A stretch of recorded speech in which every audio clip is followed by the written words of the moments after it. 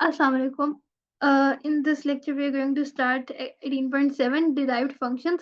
अब इसके अंदर derived functions के अंदर हमारे पास क्या है कि हम लोगों ने टेंजेंट को ड्रॉ करना है और ग्रेडियंट फाइंड आउट करना है।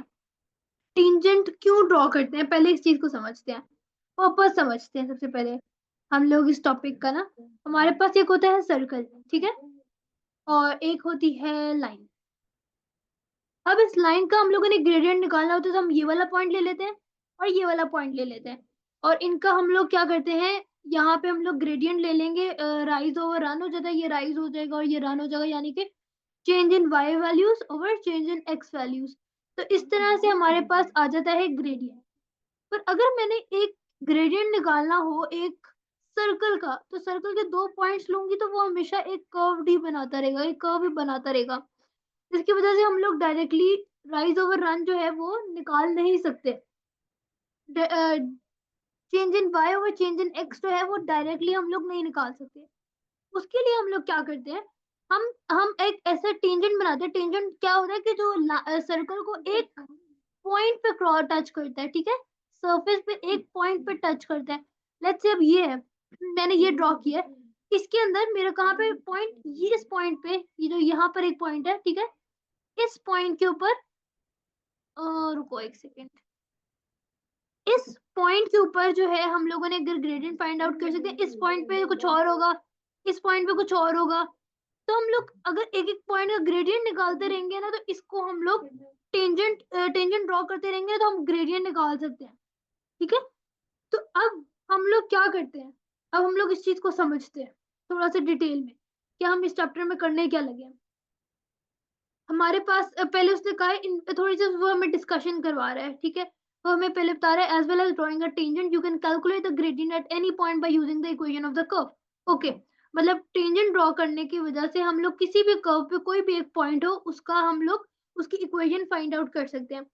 तो फिर हमारे पास क्या है, 18.10 में हम लोगों ने कर्व इक्वेशन बनाई थी y is equal to X square, और कुछ कोऑर्डिनेट्स लिए थे, और हम लोगों ने ये नोटिस किया था कि जो ग्रेडियंट है वो एक्स कोऑर्डिनेट का ट्वाइस होता था कोई भी पॉइंट पे, ठीक है।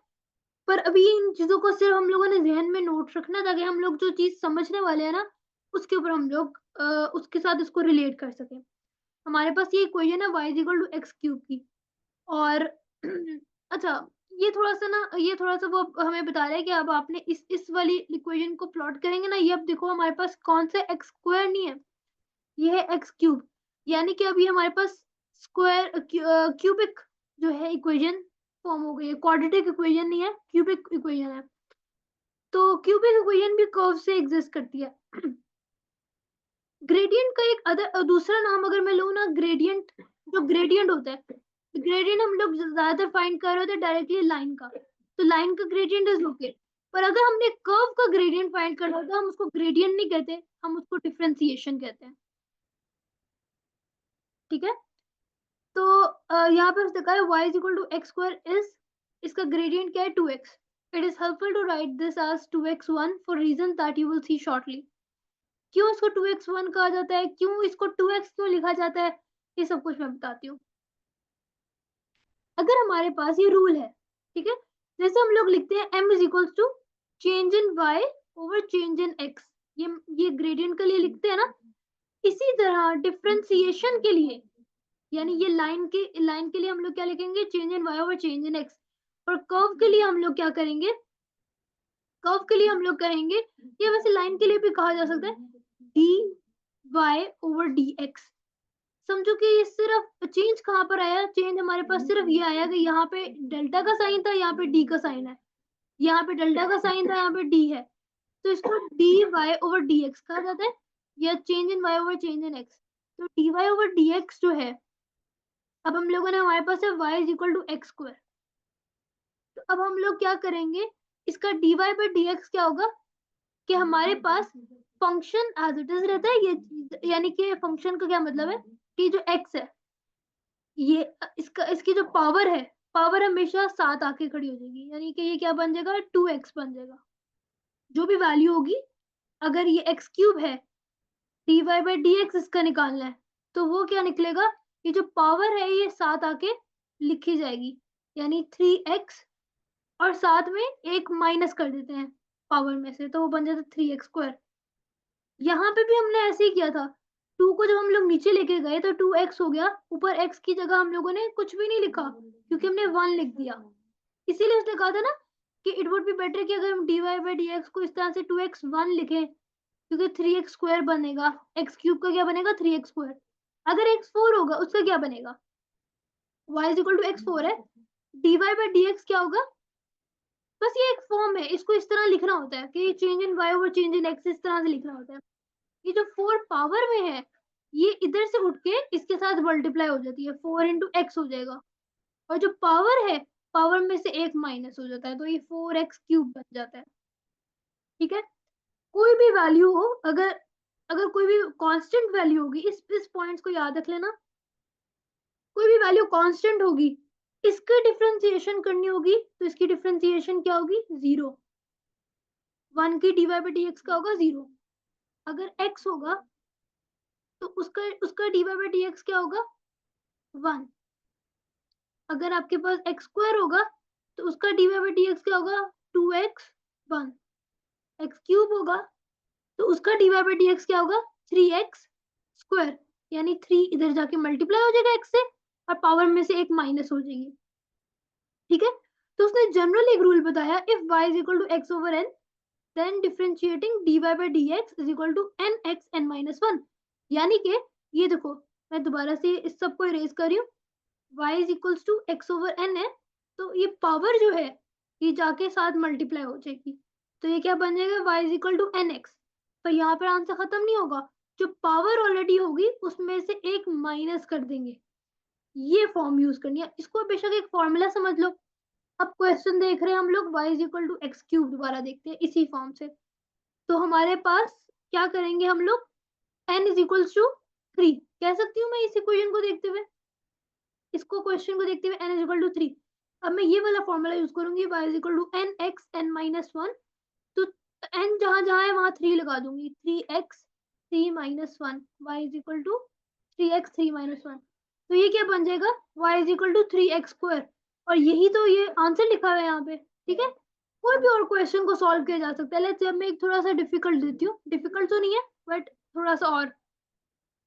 इसमें क्या किया मैंने, y is equal to 2x4, यानी मैंने इतना सा पार्ट तो आप कर लेते, आपसे अगर आपको क्वेश्चन दिया जाता इतना सा part, y is equal to x raise to power 4 किया जाता, तो आप ये वाला फॉर्मूला यूज करके कर सकते थे। अब क्या करना है, अब इसमें क्या चेंजिंग आएगी, इसमें कोई खास चेंजिंग नहीं आएगी, वैसा ही क्वेश्चन है। n को हम लोग 4 सपोज कर लेते हैं, 2 एज इट इज रहेगा, n क्या है हमारे पास 4, x 4-1, ये देखो इसको मैंने फॉर्मूला में पुट किया, फिर क्या किया, y is equal to 8x³,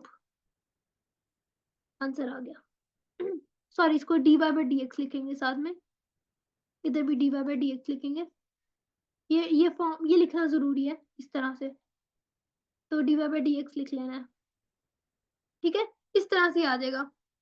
next उसने कहा है, ये देखो वही वाली चीज जो मैंने बताई, if y is equal to axn, y is equal to axn, या फिर मैं यहाँ पे एग्जांपल लिख रही हूँ, y is equal to 2x4, तो क्या होगा dy/dx क्या होगा इसका, कि हमारे पास a इधर ही रहेगा, n जो है जाके मल्टीप्लाई हो जाएगा, n इधर आके मल्टीप्लाई हो जाएगा x n-1, तो ये देखो n multiply by ax n-1, यानी कि 2 ऐसे ही रहेगा, और फिर 4 जो है इधर आ जाएगा, फिर x होगा और 4-1 यानी कि 3 हो जाएगा, तो y is equal to 8x³, या ये वाले फॉर्मूला कहा जा सकता है। और मैं इसको dy/dx लिखना भूल गई, आपने लिखना है याद से। तो ये इस तरह से ये हमारे पास प्रॉपर्ली प्रूव हो जाएगा। कुछ वर्कड एग्जांपल्स हैं, हम डायरेक्ट क्वेश्चंस पे चलते हैं। For each of the following find dy/dx, ठीक है, सारे हम लोग आंसर्स निकाल लेंगे, इसमें कोई इशू नहीं आएगा। ए पार्ट करते हैं, ए पार्ट का आंसर क्या होगा, ये हमने काफी दफा प्रैक्टिस भी कर लिया है, तो हमारे पास हो जाएगा 4 7 मल्टीप्लाई x 3, यानी 4-1, dy/dx क्या आएगा 4x³। बी पार्ट क्या है, y is equal to x6 x raise to power 6, तो dy/dx क्या होगा, ये 6 पहले मल्टीप्लाई हो जाएगा x से, और फिर पावर में से एक वैल्यू माइनस हो जाएगी। सी पार्ट अगर हम लोग करें, मैं यहीं पे कर देती हूँ, dy बाई डी एक्स क्या होगा, 9 साथ मल्टीप्लाई होगा और एक माइनस हो जाएगा पावर में से, 9x 8। अच्छा, उसी तरह डी पार्ट के अंदर अगर हम लोग देखें तो it says y is equal to 4x cube. तो ये क्या हो जाएगा, dy बाई डी एक्स का क्या होगा कि 4 ऐसे ही रहेगा, 3 जाके मल्टीप्लाई हो जाएगा और पावर में एक माइनस हो जाएगा। तो ये हमारे पास हो गया 12x स्क्वायर। ओके, ई पार्ट जो है वो है y is equal to 12x square. तो इसका dy बाई डी एक्स क्या होगा कि हमारे पास 12 एज इट इज रहेगा, 2 पहले जाके मल्टीप्लाई हो जाएगा x से और 2 में से एक पावर माइनस हो जाएगी, तो यानी 1 हो जाएगा। तो 12 इंटू 2 इज 24x, तो इसका आंसर 24x हो जाएगा। f वाला पार्ट करते हैं, y is equal to 7x 7। तो यहाँ पे हमारे पास dy बाई डी एक्स क्या आएगा, 7 एज इट इज, ये वाला 7 जाके मल्टीप्लाई हो जाएगा, इस 7 में से एक पावर माइनस हो जाएगी। तो 7 इंटू 7 इज 49, 49 raise to power x, 49 into x raise to power 6। अब जी पार्ट करते हैं, G part says y is equal to minus 4x raise to power 4। इसको अब देखना है कि बेशक माइनस का साइन आ गया, आपने चेंज कुछ नहीं करना, -4 ऐसे ही रहेगा और ये जो 4 है ये इधर जाके मल्टीप्लाई हो जाएगा और पावर में से एक माइनस कर देंगे। तो this will become -16x raise to power 3। ये आंसर आएगा, ये dy बाई डी एक्स होगा इसका। ओके, एच पार्ट जो है बिल्कुल सेम है, 12 इंटू 7 करना है, x रेज टू पावर 11। ठीक है, ये y का आंसर आ जाएगा, dy बाई डी एक्स का आंसर आ जाएगा। और इस पार्ट को भी खुद से सॉल्व किया जा सकता है। इसका dy बाई डी एक्स क्या होगा कि -16 multiply by 5 x raise to power 4। तो ये इसको मल्टीप्लाई कर देना है और ये आंसर आ जाएगा। इसी तरह इसको भी यहाँ पे मल्टीप्लाई करके आंसर आ जाएगा। क्वेश्चन 2 में उसने कहा find the gradient of each of the following curves at the point indicated. Gradient find करना है, यानी कि हम लोग dy बाई डी एक्स की ही बात कर रहे हैं। ठीक है, तो हम लोग क्या करेंगे, एक दफा हम लोग वर्क एग्जांपल 20 पे देख लेते हैं। उसने कहा है कि आप एक दफा वर्क एग्जांपल 20 देख लें इफ यू नीड हेल्प। हम लोग रिवाइज करने के लिए, एक दफा चेक करने के लिए हम लोग गो थ्रू कर भी लेते हैं। ये क्या हो गया, अच्छा उसने यहाँ पे भी क्वेश्चन में दिया है find the gradient of the curve with the equation this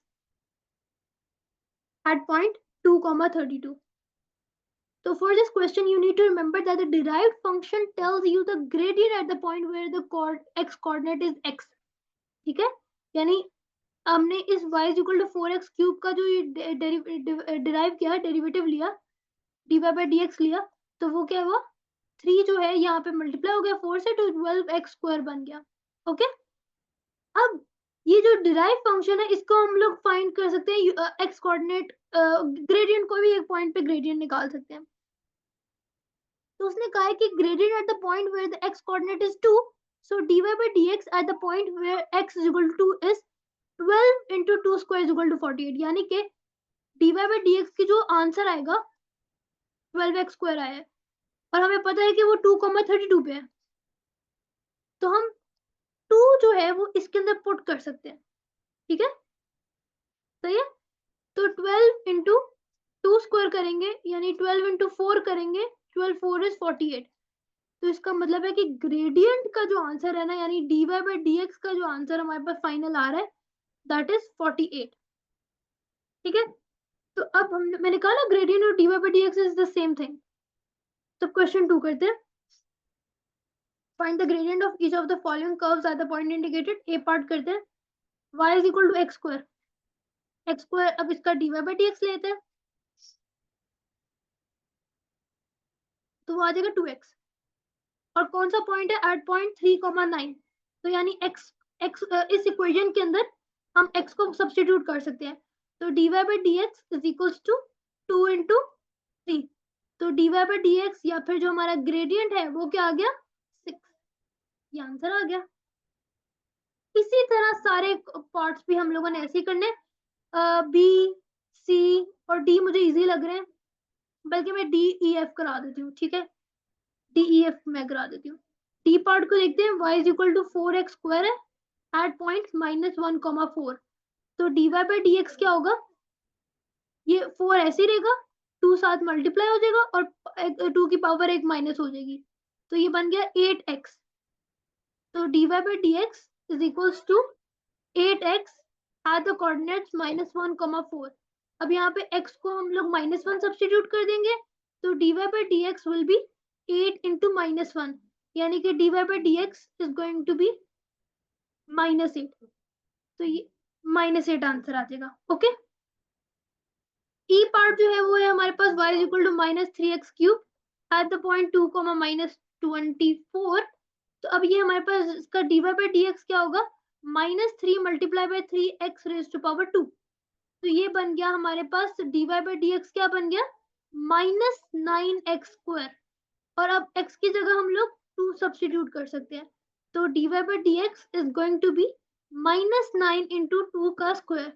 तो dy by dx is going to be -9 into 4 and 9 into 4 is, जो कि मुझे भूल गया, मैं कैलकुलेट करने लगी हूँ, बेसिक चीज थी, -36 आंसर आ गया। एफ पार्ट बिल्कुल सेम है, वैल्यू थोड़ी बड़ी है but it's the same thing.